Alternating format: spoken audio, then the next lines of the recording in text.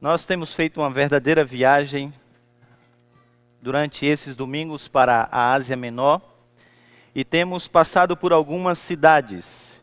Já passamos por Éfeso, Esmirna, Pérgamo, Tiatira, são as 4 cartas apresentadas no capítulo de número 2. Depois adentramos no capítulo de número 3, estudamos Sardes, depois Filadélfia. E hoje então nós encerramos essa série das 7 igrejas na Ásia Menor, voltando os nossos olhos para a carta de Laodiceia, que se encontra no capítulo de número 3, do versículo de número 14 até o versículo de número 22. Na semana passada eu falei de uma tabela que eu fui incentivado a fazer, e eu disse primeiro das tabelas que normalmente se encontram nos livros que normalmente são compostas de 5 partes, e eu falei da minha dificuldade com essa tabela pelo fato de não trazer assim uma descrição de Cristo, e aí então eu fiz uma adaptação à tabela, e então essa estrutura das cartas que eu estou tentando propor para vocês, onde nós temos a cidade, a igreja, Cristo e a mensagem. E observe vocês que Cristo está propositalmente, apesar da sua descrição ser no início da carta, aqui ele está no meio da minha tabela. Isso para ficar claro na nossa mente, já que tabela é algo visível, que Cristo realmente ele está no centro de todas as coisas. A realidade da igreja só é entendida a partir de Cristo, e a sua mensagem só é entendida a partir da sua pessoa. A sua mensagem e a sua pessoa, elas estão conectadas de tal maneira que você não entende uma coisa sem a outra, tá? Seguindo a dica do Neto, ele falou, olha, seria bom também que na parte da cidade pudesse ter as descrições daquilo que é importante saber na cidade para compreender, então, a carta que Jesus escreve à igreja. Então, dá para vocês, então, depois colocar, se você olhar no seu boletim, na parte de trás, tem essa tabelinha. Então, se durante o sermão você quiser ir acompanhando o sermão e colocando em uma palavra o que Jesus diz, o contexto histórico da cidade, o que Jesus diz à igreja de elogio ou de crítica, os atributos de Jesus, como ele se revela, e também a mensagem de Jesus, a exortação que ele dá, o castigo que ele apresenta e a recompensa final para aqueles que forem fiéis, você então pode preencher a tabelinha e assim você guarda essa tabelinha. Eu vou tentar depois no final fazer uma tabela, eu queria trazê-la hoje, mas infelizmente todas as minhas forças e o meu tempo foram dedicados essa semana à IBF também. Então, infelizmente, não tive condições. Então, essa é a tabelinha. Aí você encontra a da semana passada. No sermão, eu vou expondo e volto, uma hora ou outra eu vou voltar, então, à tabela e dizer, olha, nós estamos aqui. E assim a gente vai, então, preencher essa tabela e entender o que Jesus tem a dizer a essa igreja. Então, vamos lá, então, para Apocalipse, capítulo de número 3, a partir do versículo de número 14.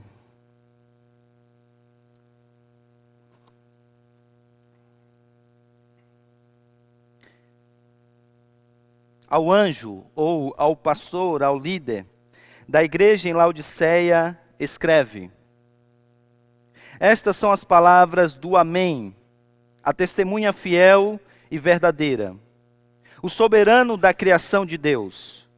Conheço as suas obras. Sei que você não é frio nem quente. Melhor seria que você fosse frio ou quente. Assim, porque você é morno, não é frio nem quente, estou a ponto de vomitá-lo da minha boca. Você diz, eu estou rico, adquiri riqueza e não preciso de nada. Não reconhece, porém, que é miserável, digno de compaixão, pobre, cego e que está nu. Dou-lhe este conselho: compre de mim ouro refinado no fogo, e você se tornará rico. Compre roupas brancas e vista-se para cobrir a sua vergonha, a sua vergonhosa nudez. E compre colírio para ungir os seus olhos e poder enxergar. Repreendo e disciplino aqueles que amo. Por isso, seja diligente e arrependa-se. Eis que estou à porta e bato. Se alguém ouvir a minha voz e abrir a porta, entrarei e cearei com ele, e ele comigo. Ao vencedor darei o direito de sentar-se comigo em meu trono, assim como eu também venci e sentei-me com meu Pai no seu trono. Aquele que tem ouvidos, ouça o que o Espírito diz às igrejas. Vamos orar? Deus bendito, fala às nossas vidas e aos nossos corações. Aqui está o teu povo, Pai, que quer ouvir a tua voz. E nós te pedimos que o Senhor tire todos os ruídos da nossa comunicação, de maneira que a tua palavra possa penetrar no mais profundo do nosso ser um alimento para a nossa mente, mas sobretudo, um meio de transformação do nosso coração.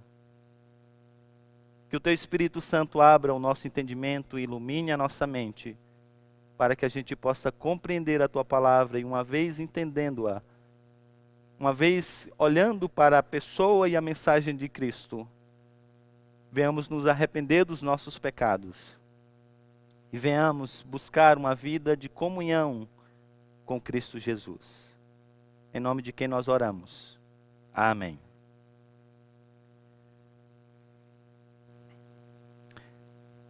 Eureka, essa é uma palavra grega que significa simplesmente eu encontrei.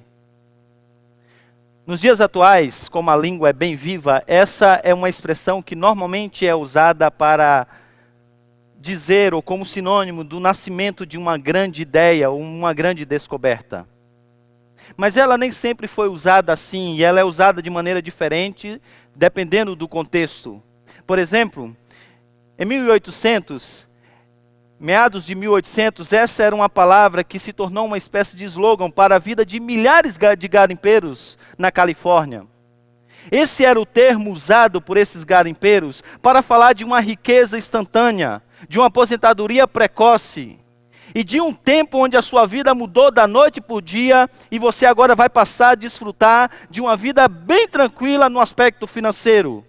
Era quando alguém encontrava uma grande quantidade de ouro, e ele dizia, Eureka, eu encontrei, a minha vida mudou.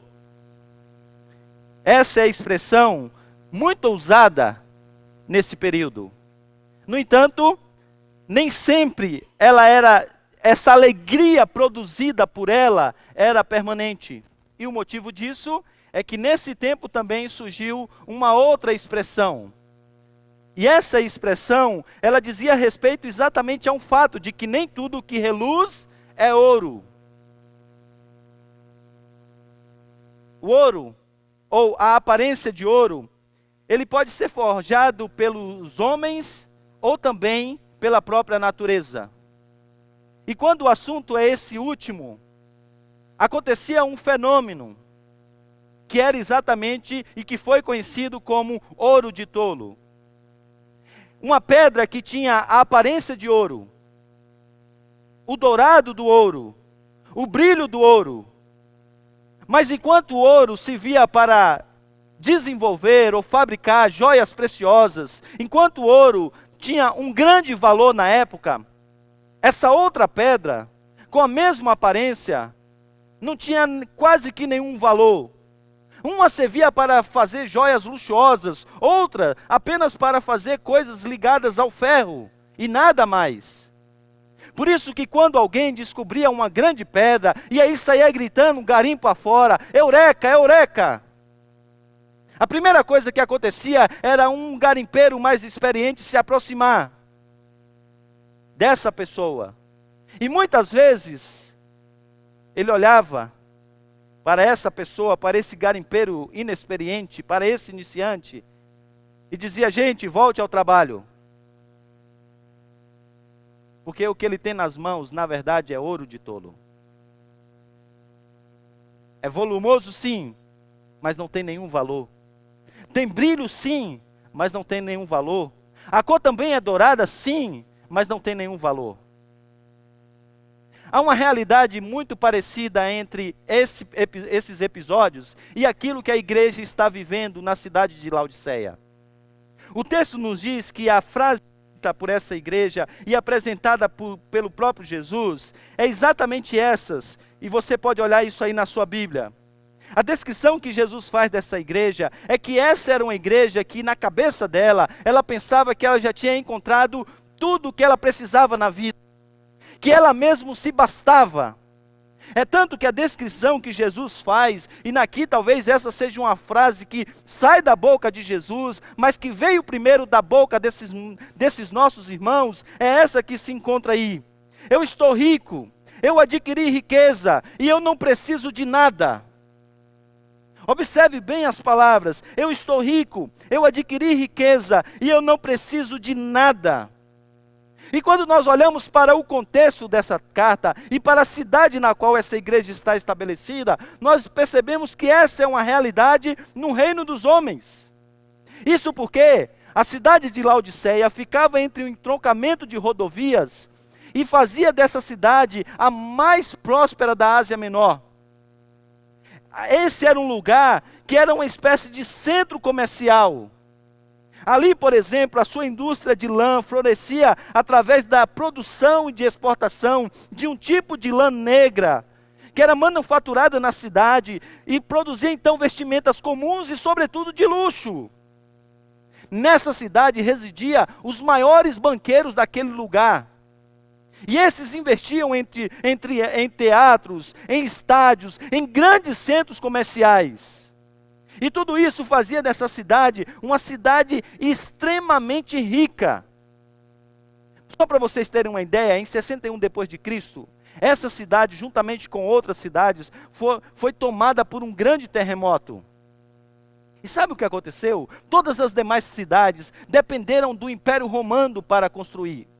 E havia interesse do imperador que realmente eles pudessem fazer parceria. Porque onde o imperador chegava e colocava o seu dedo e estabelecia uma parceria, ele ali encontrava mais um grupo para adorá-lo. No entanto, Laodiceia era tão rica, que ela não precisou de dinheiro. E diz os historiadores que ela construiu uma nova cidade, melhor do que a anterior. Tamanha era a riqueza dessa cidade. Essa era uma cidade, aos olhos dos homens, muito rica. Esses eram os irmãos que já tinham dito, talvez por 1, 2, 3 vezes a palavra eureka. Nós estamos ricos. Nós estamos totalmente fartos. No entanto, a descrição que Jesus tem dessa ideia, dessa igreja, é exatamente diferente. Se essa igreja diz, nós não precisamos nem mesmo de um pastor, porque nada nos faltará, a descrição de Jesus é totalmente contrária. Observe agora o versículo de número 17, o versículo de número 18, o que Jesus tem a dizer sobre essa igreja. E as suas palavras olha, você diz, eu estou rico, eu adquiri riquezas, eu não preciso de nada. Não reconhece, porém, que você é miserável, digno de compaixão, pobre, e que você é cego, e que você está nu. E aí as suas palavras são, olha, eu dou um conselho para você. Se você me permite dizer uma coisa para você, o meu conselho é esse. Eu aconselho que você compre de mim.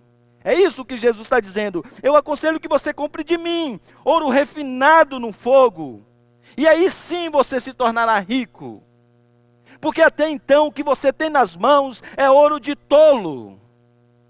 Brilha, mas é ouro de tolo. É volumoso, mas é ouro de tolo. E aí quando nós olhamos para a realidade dessa igreja, nós vimos que essa igreja não é tão rica como ela pensava ser. Que ela não estava tão abastada como ela pensava estar.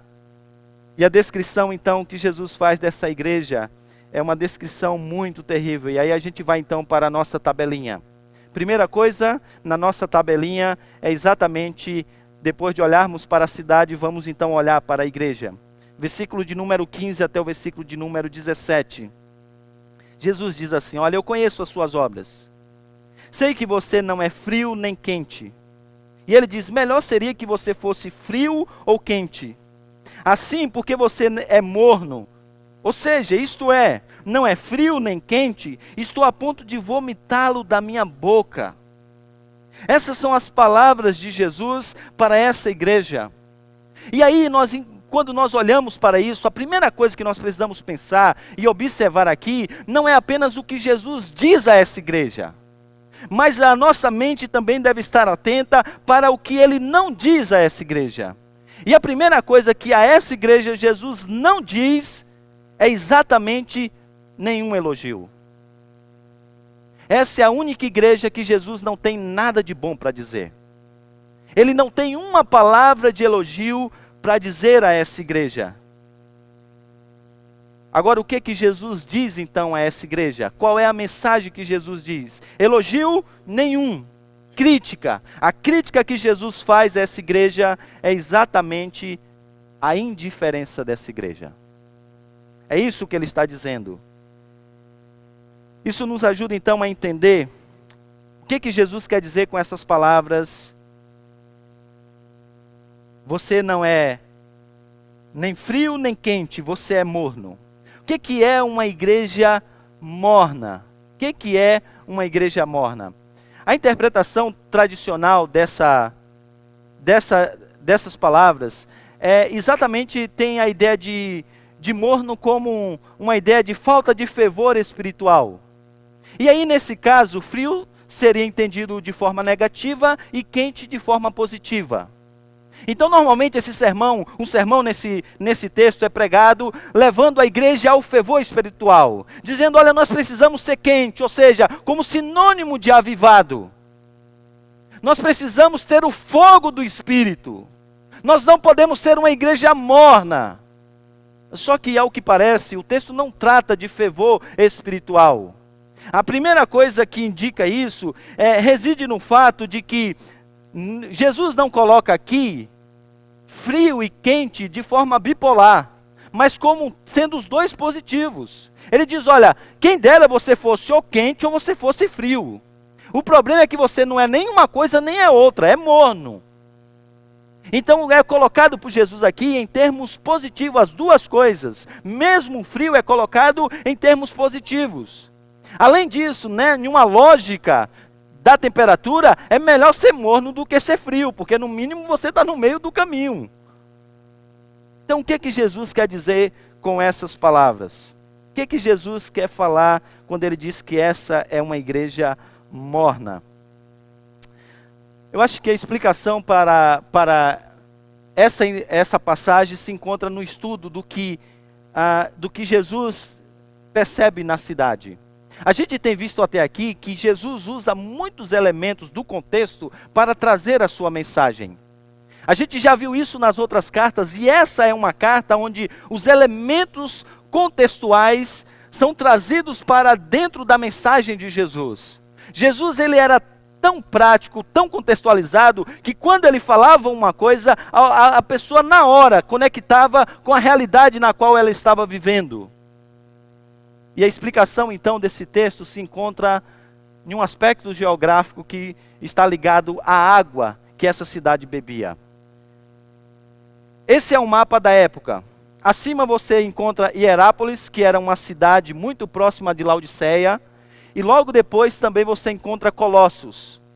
A proximidade aqui é muito grande. Laodiceia ficava a 10 quilômetros norte de Hierápolis, e a 18 quilômetros de Colossos.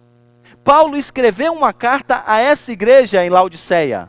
Quando escreveu a carta a Colossos, é por isso que lá no capítulo de número 4 ele diz, olha, quando vocês terminarem de ler a carta de vocês, leve a carta para que lá em Laodiceia seja lida, e traga de Laodiceia para que vocês leiam também. Parece que havia muita similaridade, inclusive de problemas entre as igrejas. E aí uma coisa curiosa acontecia, porque em Hierápolis estavam as águas quentes, térmicas, que eram usadas para efeitos medicinais. Em Colossos estavam uma água pura e bem fria. Só que Laodiceia não tinha uma própria fonte. E ela era dependente então da água que vinha de Herápolis. Essa água descia por um grande canal de pedra. E quando essa água chegava então na cidade de Laodiceia, ela já não tinha um efeito medicinal que tinha lá em Herápolis. Só que ela não era a água boa para beber, como era, por exemplo, em Colossos. Por causa dos elementos que tinham na água que vinha de Herápolis, essa era uma água que, além de chegar morna, ela causava um efeito nauseante em quem tomava. E agora Jesus pega então essa realidade e ele diz assim: olha, o problema é que você nem é uma água que pode, você não é nem uma igreja que pode curar aqueles doentes que se aproximam de você, e você não é nem uma igreja que pode saciar os sedentos que estão à volta de você. E você não é uma coisa e não é outra. Você é uma igreja morna, e porque você é uma igreja morna, eu estou a ponto de vomitá-lo da minha boca. O ponto de Jesus aqui então é a indiferença da igreja na cidade. É por isso que ainda dentro dessa ideia de que o que a igreja não diz, uma outra coisa você deveria observar no seu texto. Olha aí, por favor, leve os seus olhos para a sua Bíblia e observe uma coisa aí do que Jesus não diz. Observe que Jesus não diz nada sobre a oposição judaica, gentílica ou dos falsos profetas. Você não há referência do trono de Satanás, nenhuma referência da sinagoga do diabo. Você não vê nenhuma referência, por exemplo, a falsos profetas. Puxa, essa é uma igreja que está vivendo no céu, os céus na terra? Não. A perseguição, ela acontece em toda a Ásia Menor. Os falsos profetas estão espalhados em todos os lugares. Essa era uma cidade, por ser próspera, que tinha um número grande de judeus. Agora, o que está acontecendo com essa igreja? Essa igreja, ela era uma igreja que não era nenhuma ameaça para a sociedade. E a sociedade não representava nenhuma ameaça para ela. Era uma igreja que tanto faz, tanto fez. Diferença fazia nenhuma na sociedade. E é exatamente por causa dessa indiferença, por não ser uma igreja que de fato traz cura para aqueles que estão doentes, que sacia a sede daqueles que estão à sua volta sedentos pelo Evangelho, que Jesus diz: olha, eu estou a ponto de vomitar vocês da minha própria boca. E esse então é o problema da igreja. O problema então da igreja é exatamente esse. Essa igreja estava consistentemente tão envolvida com a idolatria socialmente compartilhada, que ela se tornou totalmente inútil para o Senhor nos seus propósitos relacionados à sua igreja no mundo. Lembre-se que esse é o momento da expansão da igreja. E a mensagem do Apocalipse, como eu disse na liturgia, é que a igreja possa ir em todos os lugares, aos 4 cantos do mundo, pregando o Evangelho, para que as pessoas possam se juntar nesse grande coral para adorar o Cordeiro. Só que essa é uma igreja que não cumpre essa missão. Como a igreja de Éfeso, não é a igreja que faz a diferença na sociedade. Só que enquanto em Éfeso o problema era exatamente uma espécie de isolacionismo, para não se contaminar com o mundo, a igreja se fechou. O problema aqui é exatamente o oposto. A igreja se identificou tanto com a sociedade, tanto com a cultura que estava à sua volta, que ela deixou de fazer a diferença. Ninguém nem notava essa igreja. Por isso Jesus diz: você não é nem quente nem frio. Você é indiferente. Você é indiferente. Agora observe uma coisa interessante. Veja que a autossatisfação impediu a autoanálise. Porque essa igreja que está nesse estado, a igreja diz assim: olha, eu estou rico, adquiri riquezas e não preciso de nada. E veja o contraste, isso não é muito percebido em português, mas em grego isso está claro entre o que a igreja diz ser com o que Jesus realmente acha que essa igreja é. Há um contraste entre o que eu sou e o que tu és. E o contraste é estabelecido logo de cara. Porque ele diz, olha, eu sou rico. Jesus diz, você é miserável. Eles dizem, eu sou rico. Jesus diz, você é pobre. Eles acham que eles estavam bem vestidos. Jesus diz, vocês estão nu. Então observem isso. O ponto aqui então, não é a riqueza em si mesma. Há muitas pessoas que elas adoram o dinheiro e há outras que elas demonizam o dinheiro. E antes de você sair dizendo por aí que todo crente rico é morno, entenda o contexto que Jesus está falando, entenda o conceito de riqueza no Apocalipse. O conceito de riqueza no Apocalipse, tanto a palavra rico como eu sou rico, normalmente é usada no Apocalipse para se referir, e é usada de forma negativa, à prosperidade dos incrédulos ou daqueles que se deixam levar por esse grupo e que ganham muita coisa por fazer uma espécie de sociedade com o mundo. Vocês lembram que uma das igrejas foi exatamente perseguida porque lá na hora das cooperativas, essa cooperativa, uma das cláusulas do contrato, era exatamente a adoração ao imperador, a orgia, a imoralidade. E esses que eram fiéis se recusaram a isso. Sofreram, se tornaram pobres. Mas Jesus diz, vocês são pobres aqui, mas vocês são ricos no céu.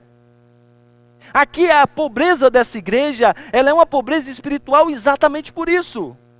Porque a fim de poder viver no conforto da sociedade, a fim de estar de bem, de boa, e a fim de ser bem visto aos olhos dos homens, eles fizeram participaram de algumas associações, fecharam alguns contratos que iam não ao encontro da fé deles em Cristo, mas na verdade de encontro. Só que eles não percebem isso. Por isso que Jesus diz, olha, vocês precisam entender realmente o que vocês, a necessidade de vocês. Ele diz, olha, vocês devem comprar ouro refinado. Isso é uma verdade pura, uma vida sem mancha, sem um falso ensino, sem a mancha do sincretismo, sem a mancha do paganismo. Ele diz, vocês precisam de vestes brancas, ou seja, uma nova roupagem para esse vergonhoso testemunho. Jesus diz, vocês precisam de colírios para os olhos. Isto é, vocês precisam de discernimento para enxergar o que realmente é importante. E aí dentro disso, a gente chega então a uma outra descrição, uma outra parte na carta, que é exatamente como Cristo se apresenta a essa igreja. Como Cristo se apresenta a essa igreja. Então volte seus olhos agora para o versículo de número 14. Versículo de número 14. Vamos lá? Todos juntos? Ao anjo da igreja em Laodiceia escreve: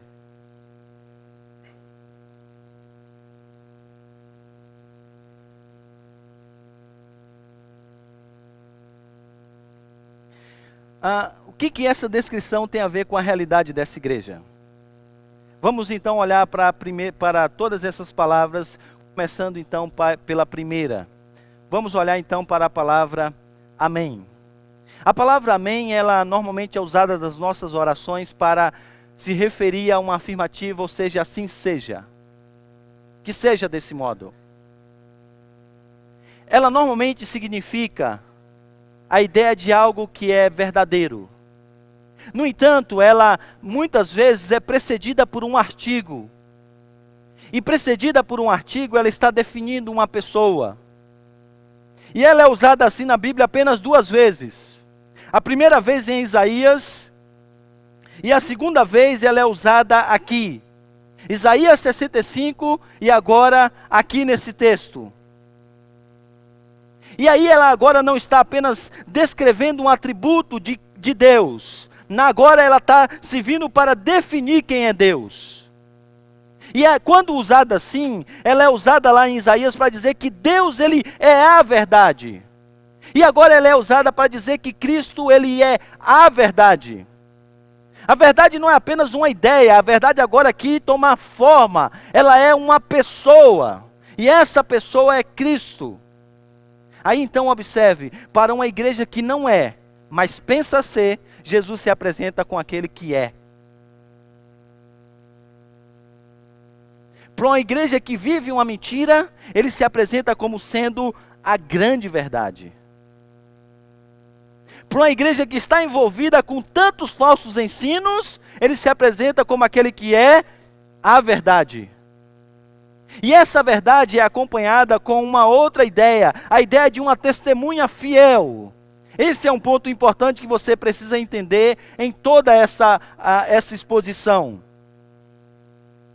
Essa palavra amém é muitas vezes usada por Jesus ou no início dos seus discursos, ou na conclusão de alguns dos seus discursos. É possível que você já tenha lido em João, que é o mesmo autor desse livro, a expressão, em verdade vos digo. Em verdade vos digo. Essa é uma das expressões que mais aparece no Evangelho de João. Originalmente é amém, amém, lego rio mim. A palavra amém, então, ela traz a ideia, juntamente com o testemunho, de que Jesus Cristo é essa testemunha fiel. E aí, quando nós vamos olhar a obra de Cristo, nós vimos que Ele é aquele que estava disposto a qualquer coisa para obedecer ao Pai. Se isso lhe custasse a própria vida, Ele estava disposto a dar a sua própria vida, a fim de cumprir os propósitos do Pai. Por que então que ele se apresenta como sendo essa testemunha fiel? Porque aqui nós temos uma igreja que não é uma testemunha fiel. E por que essa igreja não é uma testemunha fiel? Porque ela não está disposta a seguir os passos de Cristo. E ser de fato uma igreja discípula de Cristo, como outras igrejas foram. É por isso que a Epáfras, ele diz, a Antipas, melhor dizendo, bispo de Pérgamo, ele diz que ele foi a testemunha fiel.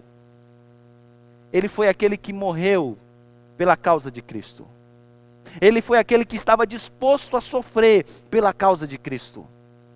Jesus é como se ele agora se apresentasse para a igreja e dissesse assim, olha, olhe para mim. O que eu estou falando para vocês não é de um discurso vazio. Não é de alguém que está distante dizendo, faça isso ou faça aquilo, mas que nunca desceu no tempo e na história para fazer o que tinha que fazer. Então sigam o meu próprio exemplo. Porque eu vi ao mundo, eu sofri por causa do reino de Deus. E se foi necessário, como foi necessário dar a minha própria vida, eu a dei. E essa igreja, ela estava mais preocupada com o seu conforto, com os ídolos do seu coração, do que com o reino de Deus.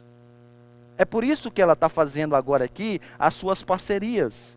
Fecha um negócio aqui, fecha um negócio ali, está de bem com o imperador, está de bem com os judeus,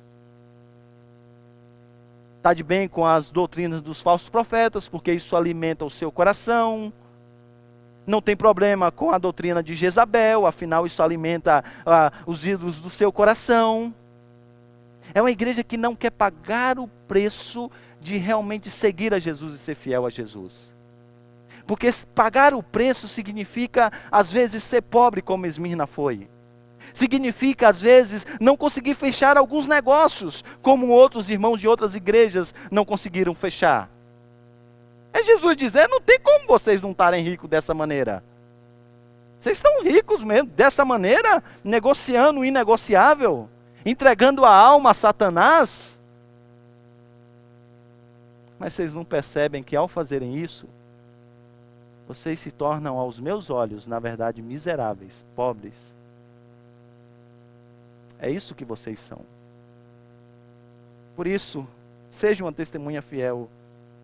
A última descrição então é de alguém que é o Senhor da criação. Aqui a ideia é muito mais do que Jesus sendo o princípio incriado que criou todas as coisas. Aqui a ideia, é possível que aqui Jesus esteja fazendo uma alusão a Colossenses capítulo 1, de 15 a 20, onde há aquela descrição fantástica sobre a pessoa de Cristo. Aquele que é o Criador de todas as coisas, mas não aquele que criou todas as coisas para a sua glória e para o seu louvor. Mas aquele também que é o Criador da nova criação, do novo universo. Essas duas coisas são conectadas em Colossenses capítulo 1, de 15 até 20. E aí então ele se volta para essa igreja que pensa que é, e ele diz: eu sou.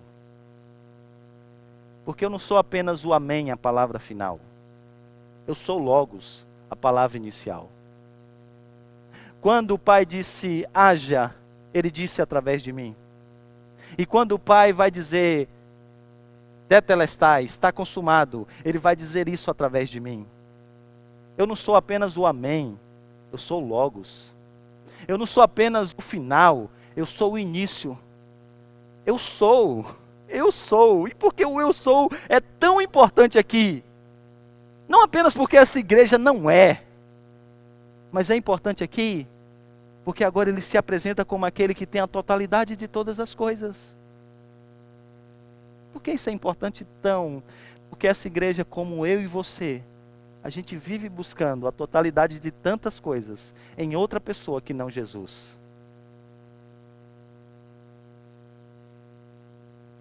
E agora é como se ele estivesse dizendo assim: você não entendeu que eu é que sou? Por isso ele diz: compre de mim, compre de mim essas coisas. A gente vai voltar a esse ponto, mas permita-me apenas continuar. Observe então o que Jesus diz. Jesus é colocado como um amém, como a testemunha fiel e o Senhor da história. A exortação então que ele vai dar a essa igreja, ele vai começar pelo castigo nessa igreja, versículo 19. Repreende e disciplina aqueles que amam. Ele vai falar de disciplina. E aí depois ele vai falar então três exortações que ele vai fazer a essa igreja. A primeira exortação é exatamente que essa igreja deveria ser zelosa. Ele diz: ser diligente. E ele diz: arrepende-te. Arrepende-te. A ideia aqui é exatamente uma mudança total no ser. E é como se Jesus estivesse dizendo: o que vou esperar é que você realmente reconheça o seu erro. Pois não adianta cansar os meus ouvidos com uma autojustificação. Não adianta. Reconheça a sua inaptidão para testemunhar para o mundo, a sua secularização. Observe que o caminho é sempre o de reconhecimento e nunca de autojustificação, e de um arrependimento verdadeiro. E finalmente Jesus diz: abra a porta. Abra a porta. E esse versículo, o versículo de número 20, ele é iniciado com uma exclamação forte. No original é como se fosse assim: olha, veja, veja. É isso que ele diz. Veja, eu estou à porta. Eu estou à porta e eu bato. A ideia aqui original é de que Jesus está insistentemente batendo na porta dessa igreja. Agora observe que coisa curiosa, porque agora ele apresenta de uma maneira estranha. Porque aquele que sempre estava no meio do candeeiro, aquele que tem as 7 estrelas nas mãos, que são as suas igrejas, agora é aquele que está do lado de fora da igreja. Que coisa curiosa. Aquele que sempre é apresentado como estando no meio, agora está do lado de fora da igreja. Algumas coisas. Em primeiro lugar, isso aqui não é um texto para você evangelizar, isso não é um texto, um convite à salvação, tá?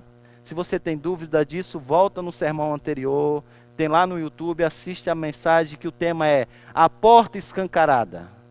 De alguém que tem a chave, quando ele abre ninguém fecha, e quando ele fecha ninguém abre, tá? Volta lá. Ponto aqui de Jesus é talvez uma descrição de como é apresentado um texto lá em Cantares. E essa é uma expressão também tipicamente joanina. Jesus é apresentado como sendo aquele noivo que bate na porta da noiva e ele quer entrar. E por que ele quer entrar? O texto diz que ele quer entrar para poder fazer algumas coisas. Olha que coisa curiosa. Leve os seus olhos aí até o versículo de número 20. Ele diz assim: eis que estou à porta e bato.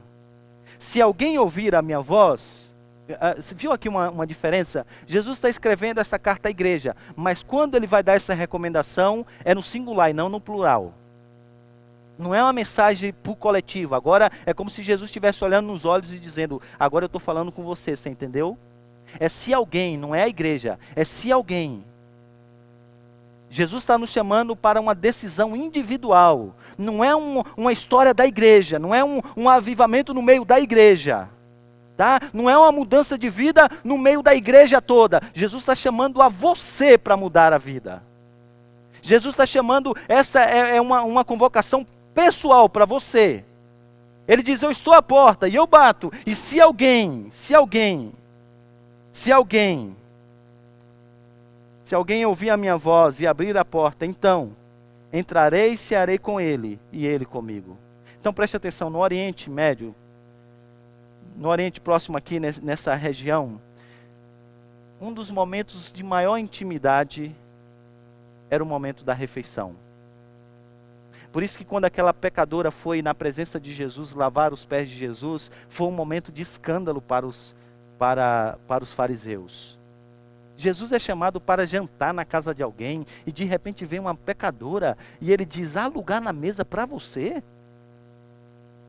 Esse cara é louco. É a prova de que ele não é um rabino, porque se ele fosse mestre, ele não teria nunca comunhão com uma pecadora. O escândalo é porque fazer parte de uma mesa é sinônimo de intimidade. Esse é o momento, gente, onde há alegria.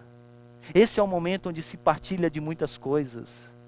Esse é o momento onde você dá gargalhada. Esse é o momento onde você diz assim, puxa, cara, então eu queria aproveitar esse nosso jantar, deixa eu dizer uma coisa para você, sabe, eu estou passando por essas lutas, essas dificuldades. Esse é o momento onde na cultura aqui, é o momento de maior intimidade. Maior intimidade. É por isso que na IBF, uma das histórias que nós vamos cantar para as crianças, olha eu adiantando o assunto, fecha o ouvido, criança, mas é exatamente do grande banquete, onde agora o rei chama a gente de tudo quanto é lugar para poder estar com ele e para poder participar daquele banquete. É como se Jesus estivesse dizendo, eu quero ter intimidade com você, eu quero ser próximo, você está tão distante, tão indiferente, mas eu tenho uma promessa, eu tenho uma exortação para você que vem acompanhado de promessa. Eu estou aqui e eu quero que você se relacione e tenha intimidade comigo. Eu quero que você, e lembre-se, gente, a coisa que mais dificulta a intimidade com Cristo é exatamente a nossa vida de pecado. Jesus está chamando-os aqui para uma vida de santidade, uma vida de consagração, uma vida de relacionamento com o Senhor. Para uma igreja que já tinha esquecido do Senhor. Para uma igreja que achava que era, mas não era. A essa igreja ele diz isso. Eu quero me relacionar com você. Eu sou um Deus próximo, ele diz. Então ele diz, seja zeloso, arrependa-se. Arrependa-se. E isso vai trazer intimidade. Isso vai fazer com que a gente seja amigo e não mais inimigo. E aí você entende uma coisa, ele já foi apresentado com muita coisa lá no passado, então não queira vê-lo quando seus olhos são como de fogo. Como os seus pés são como de bronze, porque ele vai passar por cima. Então é melhor você se arrepender e se tornar amigo dele, do que você continuar na dureza do seu coração e ele passar por cima de você. É melhor. É melhor. Se eu fosse você, então eu abria a porta. Eu me arrependia dos pecados. Só que isso, lembre mais uma vez, por isso que Cristo está no meio dessa tabela. Você não consegue isso a parte de Cristo, sem a obra dele, sem ele. E aí então termina com essa recomendação. A primeira recompensa é esse jantar de proximidade. E a última é vencer. Por que vencer? Eu fiquei pensando assim, por que agora essa promessa traz a ideia de vencer, Observe que Jesus Cristo, ele foi aquele que foi a testemunha fiel. Ele sempre é apresentado no Apocalipse assim, testemunha fiel. Como testemunha fiel, ele teve que sofrer. Ele foi ele foi insultado, bateram no seu rosto, colocaram coroa de espinho na sua cabeça, foi crucificado. Agora o capítulo 5 apresenta ele como? Como um cordeiro, lá assim embaixo, cabisbaixos, cabeça doendo, sabe? Não! Ele é apresentado nesse livro como sendo o grande vencedor. Aquele que venceu, e aquele que venceu agora é apresentado de forma gloriosa. E onde é que ele está? Ele está à destra do Pai. E agora Jesus diz, olha, o que eu estou propondo para você não é algo fácil. Ser uma testemunha fiel é muito difícil. Você vai perder alguns negócios, vai. Vai fechar algumas empresas, vai. Vai ser perseguido, vai. Talvez perca a cidadania romana, talvez perca. Talvez passe por momentos de pobreza como as outras, sim, é possível que isso aconteça. Mas eu posso posso adiantar uma coisa? O que eu posso adiantar para vocês é que eu estarei com vocês. Vocês vão vencer como eu venci. E aí não pense que isso é uma promessa só para o lá e então. Isso é uma promessa para aquela igreja que estava sofrendo num tempo e na história. E ele cuidou do seu povo. E o pano de fundo mais uma vez é o livro de Daniel. Jogado na cova dos leões, Deus cuida do seu servo. Jogado na fornalha ardente, Deus cuida do seu servo. Sem comer as iguarias do rei, Deus cuida do seu servo. Deus cuida dos seus servos. Deus cuida dos seus servos. Isso nos leva então às minhas palavras finais e eu termino com elas. A primeira delas é que você deve ter percebido nessa mensagem que é tolice, é muita tolice, correr atrás do que não é e nem do que vai ser. Essa igreja, ela não é porque ela está correndo atrás daquilo que não é e nem vai ser. Porque todas essas coisas não têm efeitos eternos. É ouro de tolo. É ouro de tolo. E se você pode investir e comprar um ouro refinado pelo fogo, ouro refinado pelo fogo significa puro, para que você vai então ficar investindo sua força, seu tempo, seu dinheiro em ouro de tolo? Isso não vai ser. Se isso não vai ser, e você quer ser, então para que você vai investir nisso? Isso talvez deveria mudar as nossas prioridades nesse mundo. Como diz os adolescentes, fica a dica. A outra coisa é que é possível a gente viver uma espécie de ateísmo prático. E essa é uma realidade nem sempre percebida. O ateísmo diz assim, materialismo, talvez fosse até a melhor expressão aqui, uma espécie de materialismo prático, porque o materialismo diz assim que o mundo é o que há, é uma caixa fechada. Por isso que você deve se voltar para o que você vê, para o que é material. E as pessoas, elas vivem como se o mundo fosse o que há, é isso aqui. É por isso que as pessoas, elas são entregues a tudo que diz respeito a esse mundo e nada que diz respeito ao mundo por vir. Elas não estão nem mais acreditando nesse negócio aí de reino estabelecido, reino consumado. Isso é história para fazer criança, filho de crente dormir. Agora é possível que a gente tenha essa mesma cosmovisão e não perceba. Quer ver um exemplo? É possível que você trabalhe que nem um louco, porque você diz assim, eu preciso dar o melhor para minha família e para os meus filhos. E não tenha dado a eles o que eles mais precisam. Jesus. Jesus é o que é e o que vai ser. Tudo mais vai deixar de ser. Escola boa para o seu filho vai deixar de ser. Vai deixar de ser. O conforto para o seu filho vai deixar de ser. O carro seguro vai deixar de ser. Eu não estou dizendo que essas coisas são ruins, não entendo o meu ponto. O meu ponto é que se você, por causa dessas coisas, deixa do que é, você não entendeu muita coisa. Porque o que é e vai ser. Então se você tem pouco tempo e você quer investir em alguma coisa, invista no que vai ser, no que é e que vai ser. E não no que não é e não vai ser. Mas a gente não percebe isso. É muito sutil. Esse auto-engano que essa igreja vivia é o nosso auto-engano também. É o nosso auto-engano também. Uma terceira coisa, uma terceira lição é exatamente essa aqui. Garantia estendida, gente, só na loja de Cristo. Tá? Só na loja de Cristo. Entenda isso. Veja como é curioso que Jesus diz assim, olha, compre de mim. Compre de mim. E veja o que ele diz aqui, compre de mim. Veja o que ele diz que nós deveríamos comprar dele. Ele diz, compre de mim algumas coisas. Dou-lhe um conselho, versículo 18. Compre de mim ouro refinado para o fogo, e você se tornará rico. Roupas brancas para cobrir a nudez e colírio para os olhos. É uma referência aqui a algumas coisas dessa cidade, mais uma vez. Se você fosse fazer uma viagem nessa cidade, você ia descobrir algumas coisas. Primeiro, eu falei, é um entroncamento de rodovias, é um centro comercial, como eu falei, é um centro médico, porque aqui tinha um colírio para os olhos fantástico. Pó frígio era o que há do momento. E é também um centro financeiro. Tá? No centro comercial, o que mais vendia era uma espécie de lã negra, que fazia roupa de luxo.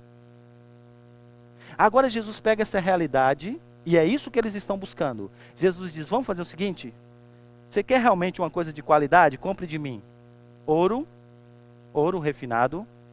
Compre de mim, não apenas ouro refinado. Veja versículo de número 19, versículo de número 18. Compre de mim ouro refinado, e aí você vai ficar rico. Compre de mim roupas brancas, tá? Para vestir a sua nudez. E compre de mim colírio. Não é exatamente as três coisas que ele diz que está faltando nessa igreja? Você é miserável, você é pobre, você é cego e você está nu. Só que riqueza é o que tem na cidade, roupa é o que mais tem na cidade e colírio é o que há na cidade. Sabe o que Jesus quer dizer para essa igreja? Percebam uma coisa, gente. O que resolve os dilemas e os problemas de vocês não se encontra em outro lugar a não ser em mim. O que há aí no mundo pode ter em abundância como tem aqui no meio de vocês. Mas se vocês querem realmente ouro verdadeiro e não ouro de tolo, então, amigo, compre de mim. Se vocês querem satisfação, compre de mim. Se vocês querem realmente o que é pleno, compre de mim, compre de mim, compre de mim. Compre de mim é o que Jesus diz. Compre de mim. E eu encerro então essa nossa última mensagem com essa expressão. Abra os ouvidos. É o tema da nossa série. Por que abra os ouvidos? Duas coisas. Primeiro, abrir o ouvido, ouvir, significa no mesmo contexto do Antigo Testamento. É você ouvir a fim de obedecer. Segundo, já observaram que os ídolos têm boca, mas não falam, têm ouvidos, mas não ouvem? A ideia de Jesus é que a gente se torna aquilo que a gente adora. Quando a gente começa a adorar esses ídolos que estão aqui em volta da cidade, nós vamos nos tornar exatamente iguais a eles. Aí Jesus diz, abra os ouvidos. Não seja como os seus ídolos. Tenha boca, fale, tenha ouvido e ouça. Mas ouça para obedecer. Aquele que tem ouvido, ouça o que o Espírito diz às igrejas. Vamos orar? Obrigado, Senhor, por essa série que nos ensinou tantas coisas sobre a pessoa do Teu Filho. Queremos nos arrepender dos nossos pecados, termos vestiduras brancas, vivermos vida de santidade. E, sobretudo, queremos amá-lo, queremos amar mais a Cristo, a fim de adorá-lo, servi-lo, estarmos dispostos de viver de fato para a glória do Seu nome. Que esse tempo de estudo venha nos fazer amá-lo acima de todas as coisas. Em nome dele que nós oramos. Amém.